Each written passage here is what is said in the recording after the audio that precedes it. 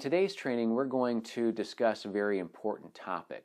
It's essentially the lifetime value of your customers.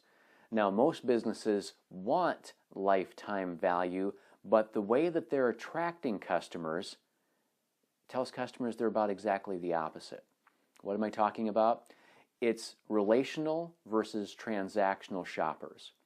In talking about your business being recession-proof, there's a panic sometimes among business owners, perhaps you've experienced this, that when there's lean periods, seems like there's a very roller coaster type nature of ups and downs to your sales cycles, or a recession hits and a customer is nary to be seen.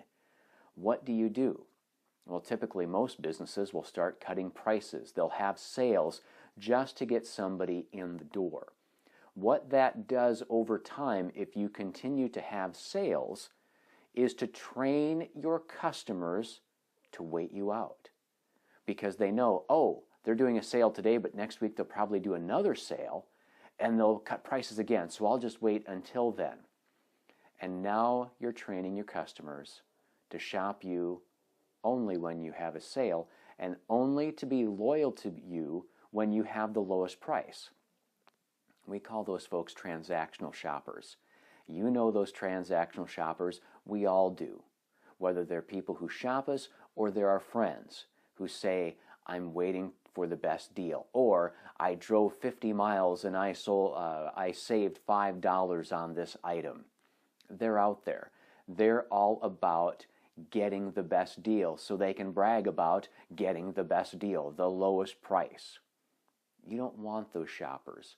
Unfortunately, most businesses spend 80% of their marketing and advertising dollars on the least loyal shoppers because they're looking for that quick fix just to get customers in the door.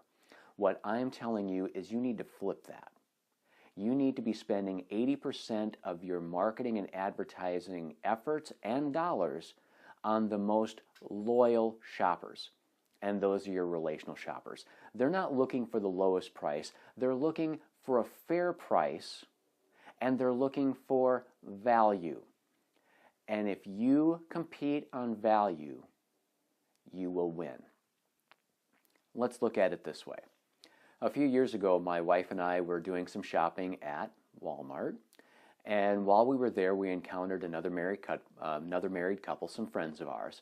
And you know how when you're approaching someone just by their body language, before they ever say a word, you know something's wrong. So we were approaching our friends, and we could tell they were in a high state of agitation. And so we walked up to them, said hi, and said, what's going on? And the wife of the couple said, well, we came here to shop for flat screen TVs, and we can't find anybody to help us or anybody to answer our questions. And I started laughing, which if you've ever done that to someone who is angry, what does that do? It makes them even more angry. And the wife of the couple looked at me and said, why are you laughing at us? And I said, I'm sorry, I'm not laughing at you, truly, I'm not. But if you're mad because you can't find someone here to help you or answer your questions, you've come to the wrong place. Now, I'm not going to bash Walmart, but let's consider this. Walmart's business model is we sell low prices. That's it. And Walmart has never been deceptive about that. They say we sell low prices. And I told our friends that.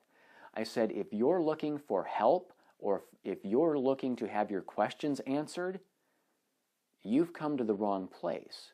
And you're mad at Walmart for offering something that they've never said that they offered. If you want expert advice, go to your local electronics store, go to a Target, go to a Best Buy, go to a Circuit City, whatever it is in your area that you shop, because they have those types of services. They have the experts that will answer your questions, that will help you make the best choice on which TV is right for you. But when you go to a Walmart or any other type of store, that only competes on price, then that's all that you'll be getting. So what I tell our local business owners is never compete with Walmart or any other store that competes on price. On price. You're competing on their own terms, and you're going to lose. But if you compete on value with a fair price, you'll win. If you look at the Home Depots of the world and some of those other types of stores, they're going to sell you an item, but then they're going to offer extra, or they'll charge you extra to ship it, to install it, to haul your old washer, dryer, refrigerator, stove, whatever it may be away. I have a local appliance store in the community that I serve. He offers all of those as part of the service. Well, if Home Depot or Lowe's or whatever other store you want to put in there sells a lower price than my client, who is a local appliance store, by the time that you get done with all of Home Depot's charges for delivery and all of the other things, plus they don't even take away your old, you've still got to find a way to get that from point A to point B, and that's going to cost you, ends up my client wins. So remember, you want to focus on the people that are going to shop you today, tomorrow, and every time they need what you have to offer that they're interested in. It's the lifetime value of that customer. Value, not the lifetime lowest price. Consider this. Auto mechanics for men, hairstylists for women. I'm not going to go to another mechanic because his labor is $5 an hour less than the shop I take my vehicle to. I go to the place that I go to because when I go, they fix the problem, another one doesn't mysteriously appear, or my vehicle doesn't break down with the same problem a week or two later. They charge me a fair price. It gets done, and I don't ever feel like I'm getting ripped off.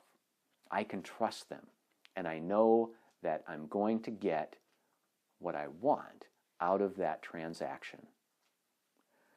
Because they value me as a person, they value me as a customer, they want to keep my business, so they're going to give me that value, not just a low price. Same thing for women.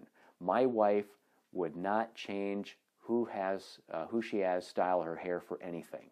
Doesn't matter how low the price is, how much she could save by literally walking across the street to another hairstylist.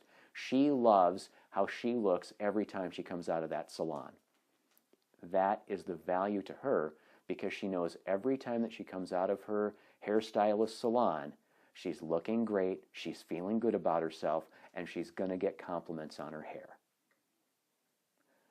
Focus your efforts on the people who will do business with you because they get value, because they like you, because they trust you. And here's the big win. You get to keep your margins too. Because for that transactional shopper, it's a game of economic limbo. You have to keep going as low as you can go to get somebody's business, and you sacrifice your margins, you sacrifice your profits in the process. And I don't know about you, but for me, I'd like to see you keep your margins. I'd like to see you become more profitable. Now, you're going to have less foot traffic in a store with a relational shopper, but you know that foot traffic's coming back.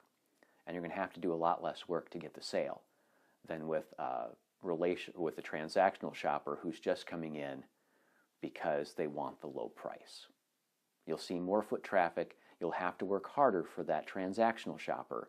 With a relational shopper, less foot traffic, easier sales, because they're coming in with the mindset that they're going to do business with you. For more videos, click on the link below.